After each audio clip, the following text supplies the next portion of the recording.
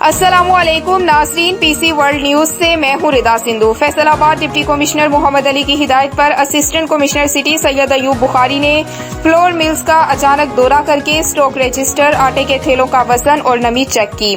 हमारे नुमाइंदे खुसूसी पाकिस्तान गुलाम दस्तगीर की रिपोर्ट के मुताबिक उन्होंने आटे की दस्तयाबी और मुकर्ररा वक्त में सप्लाई के रिकॉर्ड का जायजा लेते हुए सख्त ताकीद की कि जखीरा अंदोजी से गुरेज किया जाए, बसूरत दीगर सख्त कानूनी कार्रवाई अमल में लाई जाएगी।